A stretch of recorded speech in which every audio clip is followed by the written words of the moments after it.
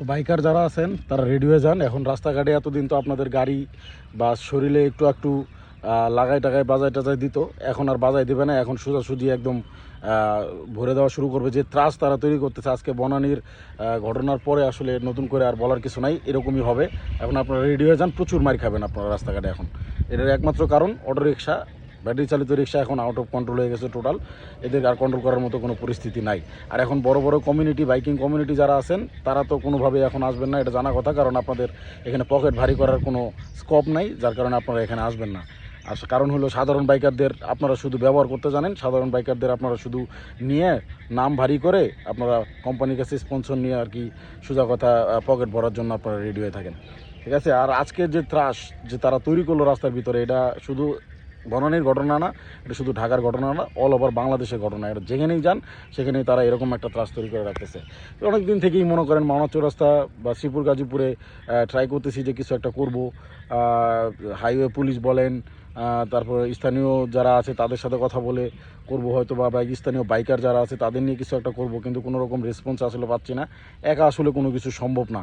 মানে তারা এটা কোনো কিছু মনেই করে না, তারা মনে করে এটা সিম্পল একটা ইস্যু, এটা আমার কোনো ঘটনা না, ঠিক আছে। ওই যেরকম একটা সময় চলতো যেরকম যে না এটা আমার বাড়ির ঘটনা না, এটা আমার এলাকার ঘটনা না, এটা আমার থানার ঘটনা না, এটা আমার জেলার ঘটনা না, এটা আমার দেশের ঘটনা না।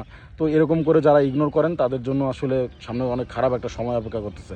ধৈর্য ধরেন, এই খারাপ সময়টা আপনারা মোকাবেলা করতে পারবেন না কোনোভাবেই। এখন যদি না পারেন, এখন যে সময় তারা যেভাবে রাস্তায় নামছে, যেভাবে একটা সাধারণ বাইকারকে বলেন, তারা পাঠাও রাইডার বলেন, যেটাই বলেন, সাধারণ বাইকারকে বলেন, সাধারণ মানুষের উপরে তারা কিভাবে এই কাজটা করতে পারে, যে একটা রাস্তার মধ্যে এইভাবে তাকে মর্মান্তিকভাবে এইভাবে মারামারি করা, এইভাবে লাঠি ঠাটা নিয়ে এই ধরনের কাজ করার সাহস তারা কোথায় পেল? তাদের শেল্টারটা দেয় কেটা?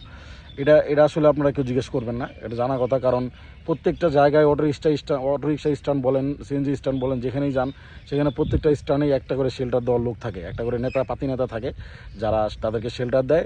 তাদের শেল্টারেই তারা কিন্তু আজকে এই কাজগুলো করার সাহস পাচ্ছে বা করছে বা সামনেও করবে।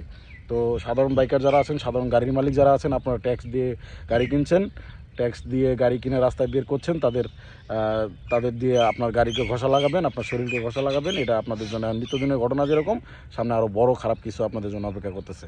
এর থেকে বলার কিছু নাই। আপনারা যদি পারেন তাহলে এখনই সময়।